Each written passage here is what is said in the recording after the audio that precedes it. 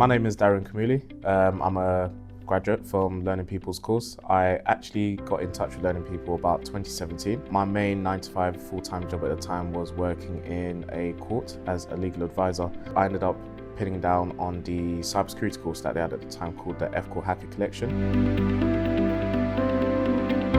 You know what, it's actually a quite personal story. I actually had a family member who's not with us anymore that used to be in cybersecurity, and she was a big inspiration to me, and she was always traveling doing projects, and I never really understood what it was that she was doing. All I knew was that she was doing well and she loved what she did. So when I found out that it was cybersecurity, I then took a lot of interest to wanting to find out what it's all about. But then I had my own personal experience as well of being robbed in broad daylight when I was on a lunch break.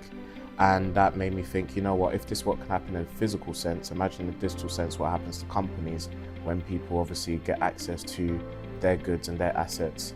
So it made me believe that cybersecurity was something that was only going to expand in importance with the way the world was going. And it only made sense for me to dig deeper into it, research, and find out how I could gain my own big piece of the pie. So one of the biggest hurdles was when I started the course, I was actually working in a private clinic, long hours, long commutes, because I was coming from Kent into London 5 days a week. So all of a sudden I'm working first to 2.5 hours a week and also traveling 20 hours a week as well. So it was really hard to fit in time for the course because I didn't have a schedule. By the time it got to May 2020, I hadn't even got to a quarter of the learning content.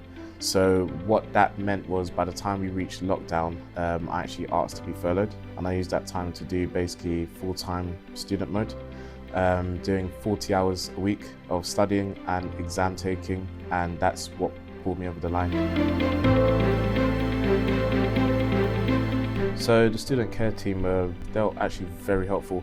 They gave me a lot of support when it came to me taking the course further. They were really supportive with making sure that any question I had, they answered fully. Learning People actually hosted an event, I believe it was in Deliveries HQ in London. It gave me a lot of belief about where I can take things further once I finished the course.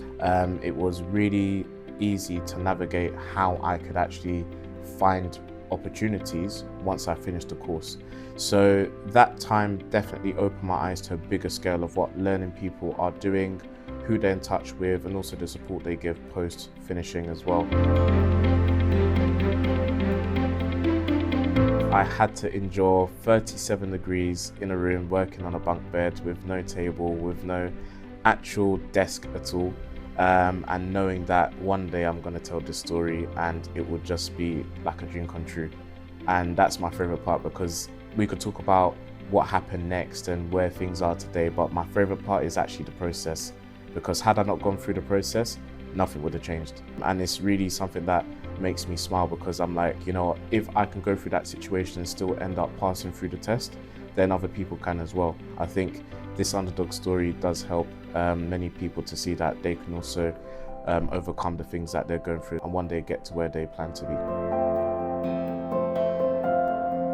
I love telling this part of the story. I had a situation where I was offered a job, and the job that I was offered was less in pay than the one I was at. But I was so eager to break into the field that I didn't care, because I already looked at what I had to gain rather than lose.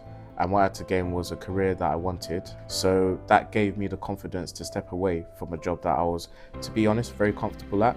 But at the same time, it wasn't going to move my life in the direction that I wanted. And I just knew that my life couldn't with the situation I was in. So I actually accepted the role, but the role wasn't the role that I ended up going into. The recruiter asked, "Are you interested in another role?"